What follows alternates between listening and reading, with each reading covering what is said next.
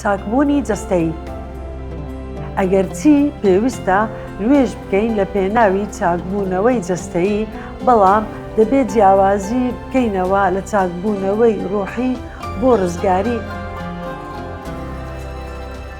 شیفا بەخشینێکی مەزن بوو کە لە ئنجیلەکان دەخوێنینەوە، دەبینین ئەو لە هەموو شوێنێک خەڵکی ساغ دەکردەوە. یەکێک لە بەرگەکان لە مەتتا 8:17 هەیە چاککردنەوەی خەسووی پەترۆس و کەسانی دیکە. ئەیسا هاتە ماڵێ پەترۆس، خەسۆی پەترۆسی بینی لە ناو جێگادا کەوتبوو. تای هەیە. ماڵی پەترۆس زۆر لە کنیشتەکەوە نزیک بوو. ئاسەواریش هێشتا ماوە. خەسووی نەخۆش بوو.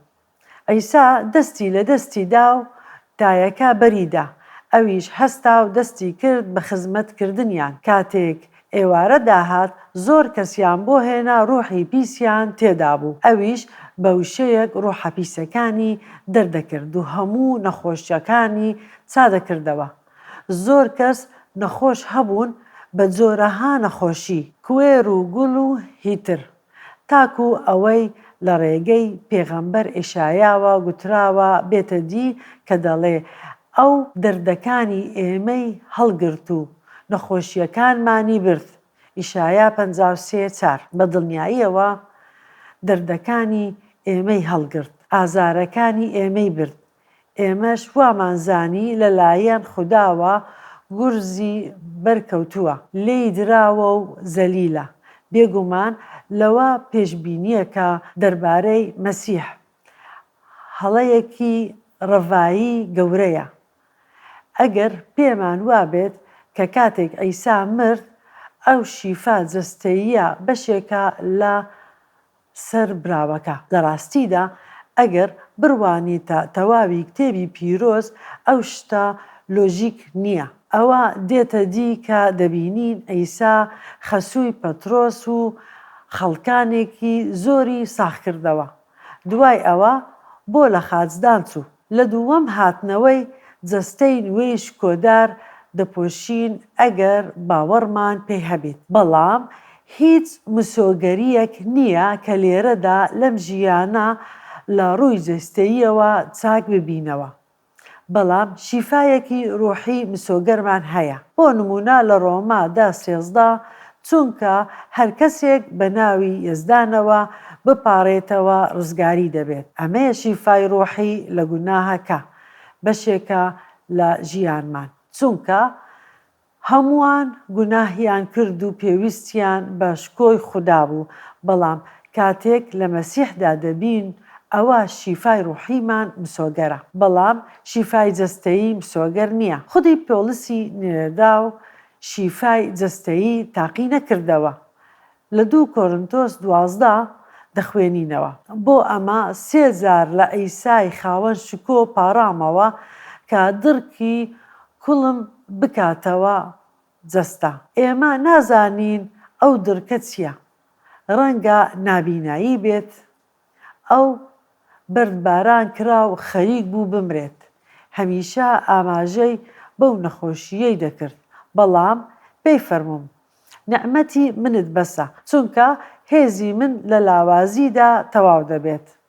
بە پێی زانیاریمان پۆلس بە درێژایی ژیانی بەو دڕکەوە ژیا. ئەو بۆ ئاسمانی سێیەم بەرز بۆوە شتی مەزنی زۆری بیست.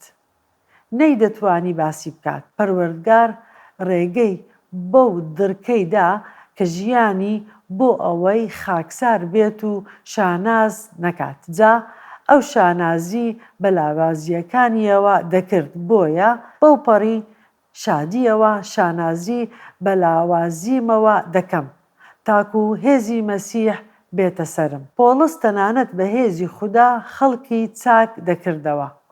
خودی خۆی چاک نەکردەوە. لۆژیکی سادە دەڵێت کە چاکبوونەوەی جەستەیی بە مردن و هەستانەوەی مەسیح مسۆگەر ناکرێت، تەنانەت ئەگەر ئەو کەسەش باوەڕێکی مەزنیشی هەبێت.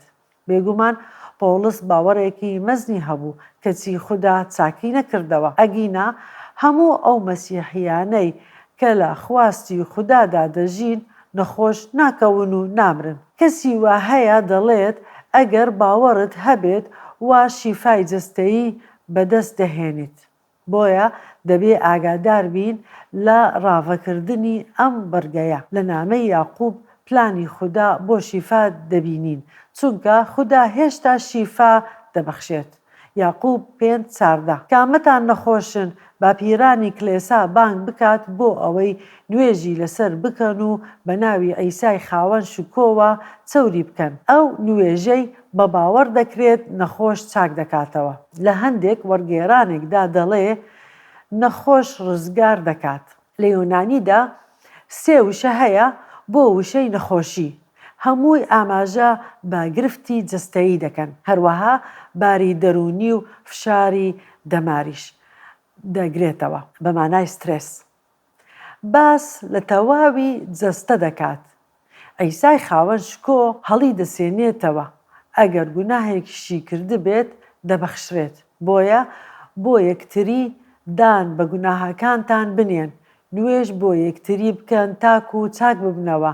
نوێژی کەسی ڕاست و دروست زۆر بەهێز و کاریگەرە. چاکبوونەوە لێرەدا چاکبوونەوەی ڕۆحیە. ئەم چابوونەوەش مسۆگەرە.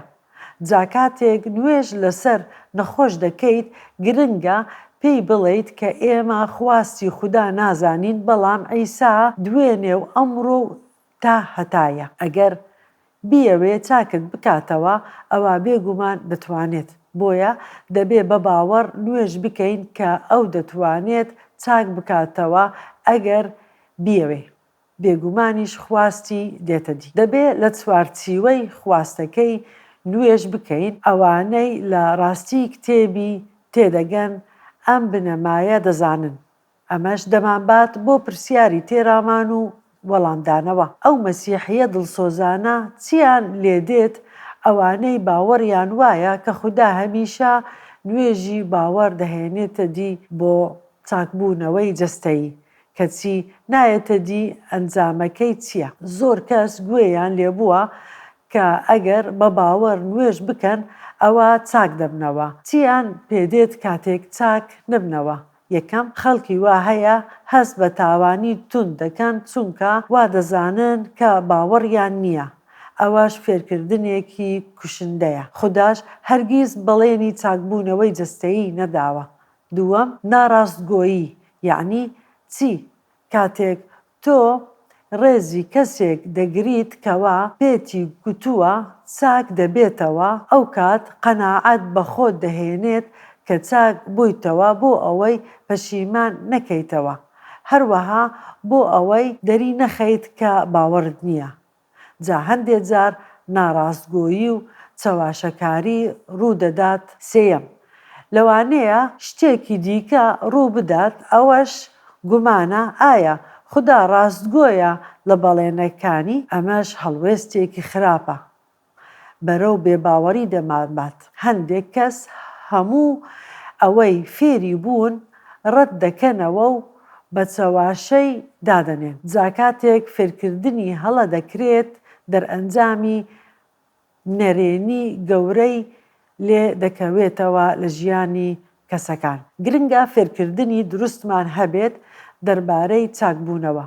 بۆیە چاکبوونەوەی ڕوحی مسۆگەرە، هەروەها نیعمەتی خودداش مسۆگەرە. زۆر کەسیش هەن بە بارودۆخی سەخت تێدەپەڕن، خودداش نیعمەتی تایبەتیان پێدەبەخشێت. شتێکی ناوازەیە کە لە ناوەڕاستی تەنگەژە نیعمەتی خوددا تاقی بکەمەوە. نیعمەتی خوددا بەسمانە لە هەموو دۆخەکانی ژیانمان. بۆیە گرنگە جیاوازی بکەین نێوان چاکبوونەوەی جەستەیی و چاکبوونەوەی ڕوحی لە کتێبی پیرۆزدا.